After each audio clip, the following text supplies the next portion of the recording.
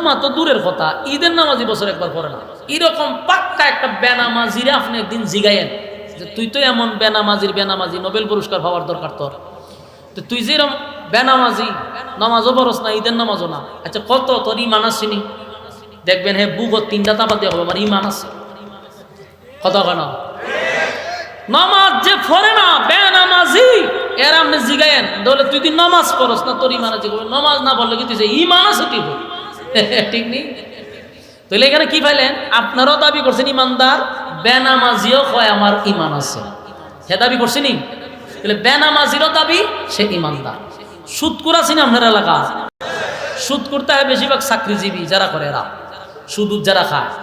তো সুদকুর আপনি জিগায়েন, আরে ঘুষকুর হলো চাকরিজীবী, আর সুদকুর হলো গ্রামেও লাগায় নি, গ্রামে টেকা লাগাই আর লঙ্গি উপরে তুললা দেখবেন আটে খালি বেড়ার মতো, মাস শেষে টেকা তুলতো, কোনো কাজ নাই, লাভ আসে তুল্লা খায়, এরার নাম হলো সুদকুর।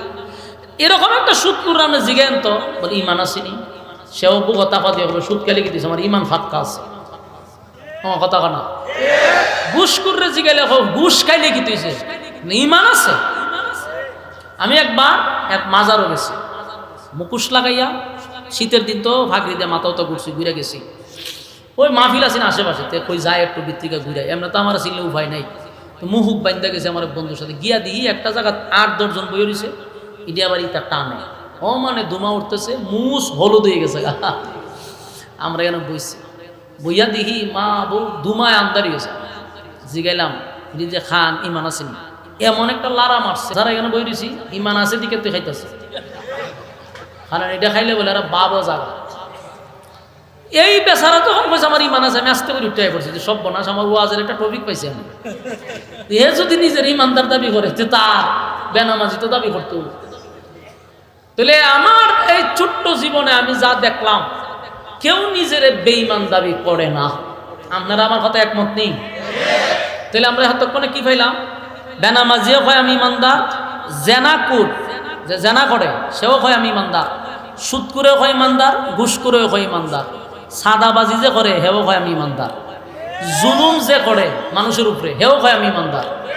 তো একটা ব্যাগ থেকে একটা কলম বাইর করে, এটা বগলের নিচে ঢুকায়, এটার নাম হলো থার্মোমিটার। এটার নাম কি? থার্মোমিটার। এটা বগলের নিচে ঢুকাইয়া কতক্ষণ রেখে দেয়, কিছুক্ষণ পরে এটা টান দেয়া বাইর করে, বাইর করে হয় 160, সব বনাশ হয়েছে জ্বর। এই যে মেশিনটা দিয়ে মাপলো, এটার নাম কি? থার্মোমিটার।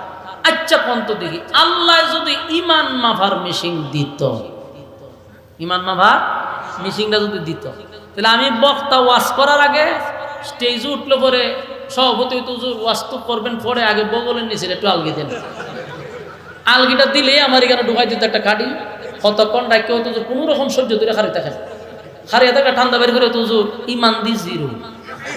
আপনি দেখছেন ওয়াজ করতেন, ইজ্জত লইয়া যাইবেন না বেজ্জত হয়ে যাইবেন? আমিও বেগ লইয়া দৌড়, যখন কোনো ফিরাই তো মুরিদ করবার লাগে হয়তো জোর মুরিদ হুমু করে আগে বগলে নিচে ডালগি দেন, এই ফিরের ভিতরে তো ঢুকাই দিত একটা, ঠান্ডা বের করে দেখতো জিরো, হয়তো জোর আইসেন মুরিদ করতেন, আপনি দিমান জিরো ধরা খাইতো নি। নেতা যখন এইটা করতো হয়তো এমনি যে তুলছ এমনি লামা এই থার্মোমিটারটা মাইপটা দেখতো যে নেতার ইমান জিরো কিন্তু পিছাদা হয় পবিত্র। স্লোগান আসে কি, অমুক ভাইয়ের চরিত্র ফুলের চেয়েও পবিত্র, কিন্তু মিঠারে কয় জিরো। তোর মানছে হইতো বেড়া নিজের কয় পবিত্র কিন্তু তোর ইমান জিরো, ইজ্জত থাকতো নি। আল্লাহ যদি থার্মোমিটার ফাটাইতো, সাধারণ জনগণ তো ধরা পড়তই, এই দেশে কত টুপিওয়ালা ধরা পড়তো, এই দেশে হাজি সাবরা ধরা পড়তো,